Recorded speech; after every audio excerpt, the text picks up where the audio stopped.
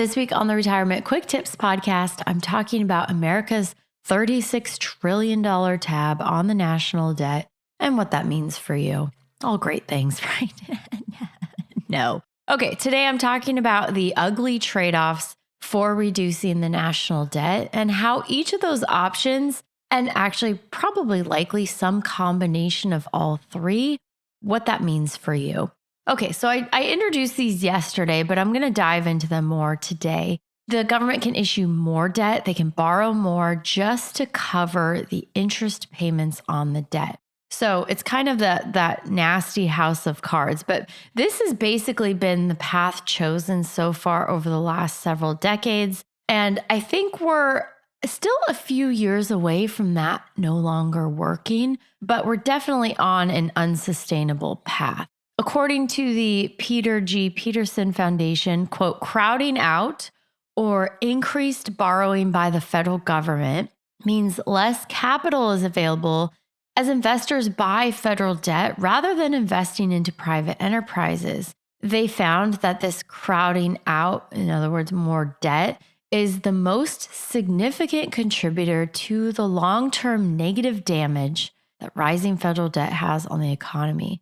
So a slow-growing economy is a recipe for anemic growth in your investment portfolio. So more debt, I talked about this previously, but you have more debt issuance. And what they're talking about here is crowding out. In other words, like if the US government is having to issue new debt at a higher rate just to attract enough buyers, and I can get 5% on a US Treasury bond, I'm still going to buy that because it's still safer than investing in something else that pays 5%. So in other words, what they're saying is that I'm less likely to invest in a business or some other investment like real estate or stocks if I can get 5% or a bit higher than that by giving it to the government.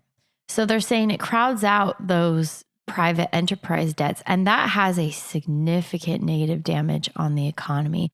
But beyond that, the government issuing more debt and borrowing more also leads to a slow growth economy because it's just less money that the federal government has to spend on more productive things. If you're just paying interest costs, like think about this from your own household view. If you're like the US government and like 15% of your income is just going out the door to pay interest, you have credit card loans, not just paying for what you bought, but I'm just talking about the interest. So credit card interest, car loan interest, mortgage interest, what other HELOC, whatever other debts you have. Imagine if you had 15% of your income that was going out not to repay the principal, but just the interest. That's insane. And what that means is you don't have the money to go out and continue to spend and do other things. You're not going to go out to restaurants. You're not going to be able to afford to buy a new car or any big expenses because you got so much money going to service your debt. Well, the same thing is true, but just at a much larger scale for the US government. They can't spend more on more productive things that would actually help the economy grow because they've got an obscene amount of interest costs that they need to pay. So they've done that because it's easy. Politically, it is so easy to just say, you know what, we brought in less money in taxes this year than we spent. So we're just going to issue more debt to make up the difference. And then that way, we don't have to cut spending. We don't have to roll back on the promised things that we've made to our constituents and the American people and the people who are going to vote for us.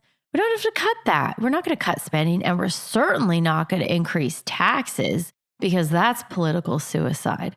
So that's the path of least resistance that Congress and the US government has taken over the last 40 or so years. We're just going to increase the debt, make up for any shortfall. It'll be fine. It'll be fine. But it's not fine any longer. So option 2, as I mentioned, is increase taxes. Now, increasing taxes would bring in more revenue for the federal government, higher taxes on your IRA withdrawals, Social Security payments, Higher taxes means less money in your bank account net after, you might bring in the same amount of money, but the government is taking more of that. And so even if you have the same top line income, you get to keep less of it. Then you're going to have to, if you're retired, you'd have to increase your portfolio withdrawals. That puts more strain on your investments just to keep up with the higher share that the government is taking in the form of taxes. So the net result here in increased taxes is no matter where those taxes come from, you have less money for you to live on in retirement. Now, this is interesting with tariffs because Trump is trying this with tariffs. It's an interesting concept because tariffs do raise tax revenue for the government without directly taxing Americans because it's the importers who pay the taxes. Now, obviously, the indirect costs in the form of inflation and higher prices, those are still there. But the tariffs certainly do raise revenue for the government, a meaningful amount. That's not talked about enough. It is an interesting way to increase taxes without raising taxes directly on Americans.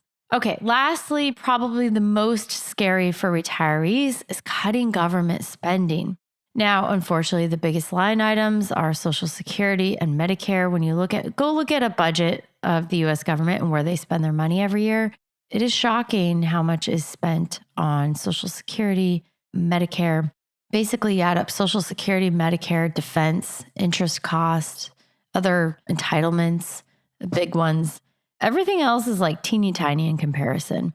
Combined, just Social Security and Medicare make up about a third of total government spending every single year. The reality is there's going to be no meaningful reduction in the deficits, at least from a spending standpoint, and the national debt until the combination of these things happens. We got to have higher taxes. We're going to have less spending. There's no way around. If you want to meaningfully reduce the debt, you have to have more money coming in the form of taxes and less money going out in the form of reduced spending. How that all plays out in the real world over time is yet to be seen, but that's just the reality of the situation. We got to get control over the spending to get on a more sustainable path. So is it hopeless? Not yet. Okay, I'm going to talk more about that tomorrow. There was an interesting article in Barron's just recently in May. This article came out. The article is called America Needs an AI Boom to Grow Out of Our Debt Problem. There is no guarantee, but there is a path out that doesn't result in massive taxes, increased austerity in the form of spending cuts, or just teetering on the edge of the cliff financially with just continuing to raise the debt and whistling past the graveyard. There is another path. So I'll talk more about that tomorrow. That's it for today. Thank you so much for listening. My name is Ashley Michike, and this is the Retirement Quick Tips Podcast.